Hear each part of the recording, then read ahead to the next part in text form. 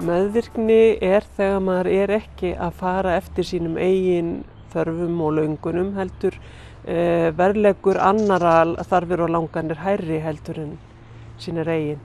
Það þýðir það að maður ekki að lifa lífinu fyrir sjálfan sig. Einu sinni þótti það nú dygð að vera að fórna sér fyrir aðra, það þykir ekki lengur eða hvað? Sko, það sem kannski við erum að koma að stað það að stundum þarf maður kannski að fórna sér í lífinu en stundum þarf maður bara ekki neitt og maður þarf svolítið að skilja á milli. Maður er að skilja á milli hvað langar manni til að gera og hvað það sem maður er að gefa af sér að gleði og hvað það sem að maður ekki að gefa sér gleði og manni líður illa og manni finnst maður að vera þvingaður og óhamingjusamur. Þá eitthvað sem ekki allt í lagi. Hvað var þetta kallað hér áður fyrr heldur? Já, gæti það kannski hafa verið kallað að bíta jaxlinn og þegi hljóði og bera harm sín í hljóði, var það ekki sagt?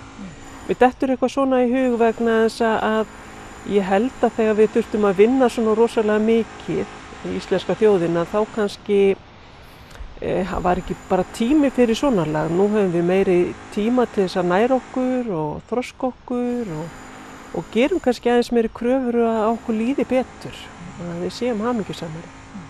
Gefðu mér einhver dæmi svona algengustu meðvirknina. Já, kannski auðvitað mjög þekkt dæmi sem að varða kannski alkohólistafjölskyldur, þar sem að alkohólistinn og ástand hans gerir það að verkum að allir hinir fara að sveiflast með og breyta hegðun sinni. En svo eru líka bara mjög mörg dæmi fólk sem hefur fengið kannski mjög strangt uppeldi og hefur breytt sjálfu sér til þess að þóknast foreldrum sínum eða umhverfinu. Líka fólk sem hefur lent í einelti, það breytir líka hegðun sinni og það þýðir það að það ekki það sjálft. Það náttúrulega alltaf það sjálft en það ekki að hegða sér eins og því eiginlegt. Það ekki að nýta hæfileikana sína. Það í raun og veru alltaf að leita kannski eftir einhvers konar staðfestingu á frá einhverjum öðrum ágæti sitt í stað þess að finna raunverulega þessa innri staðfestingu.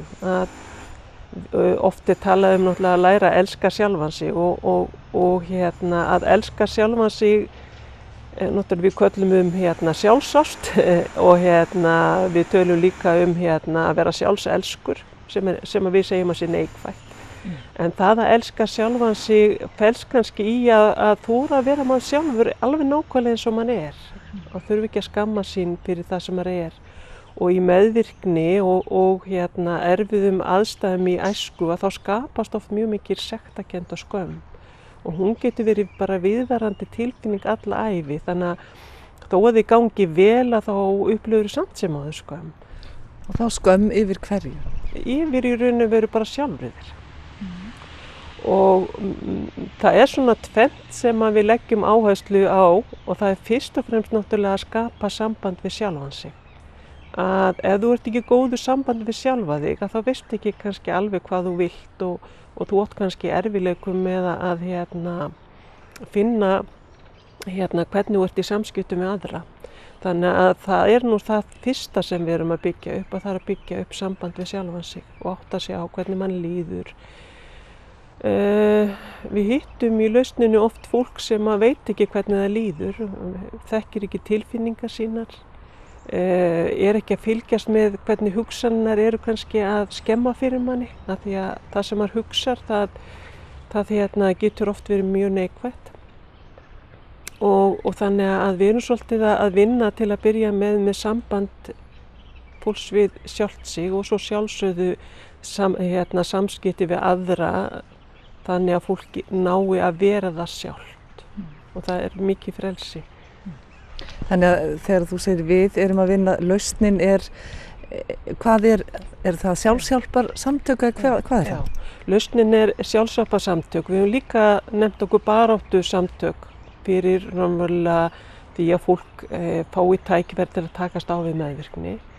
Meðvirkni hægt að takast á við líka í 12-spora-samtökum og við höfum bara verið einn valkosturinn það sem okkur fannst meira þurfa, meiri leiðsögn og meiri aðstoð. Við höfum verið að vinna verkefni og við höfum verið að vinna í raun og veru eftir 12 spora leiðinni en við erum ekki með trúarbrögð inn í að fólk verður að fá að velja sína trú og þannig að þetta raunverulega fyrir alla alveg sama óháð trúarbrögð.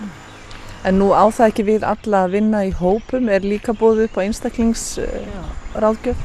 Já, það boðið líka upp á einstaklingsráðgjöf og svo eru þessi hópa tímar og svo eru náttúrulega þessi námskeið.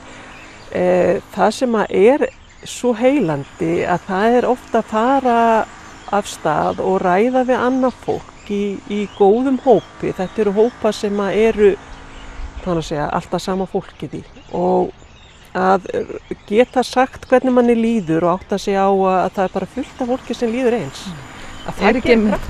Er ekki mjög mikilvægt að sjúkdómsvæða ekki meðvirkni? Þetta eitthvað sem við nánast öll erum á einhvern hátt með. Ég held að það sé bara mjög fín hugsun að meðvirkni hefur svolítið sjúkdómsvætt í gegnum alkohólisma en það svo mikið fjölbreyttari í raunverulega orsakir og skiptir eitthvað máli hvort þessi sjúkdóm ekki. Skiptir ekki bara máli að fólk nái einhvers konar bata og geti lifað frjálsu lífi og lifa því lífi sem því langar til að lifa.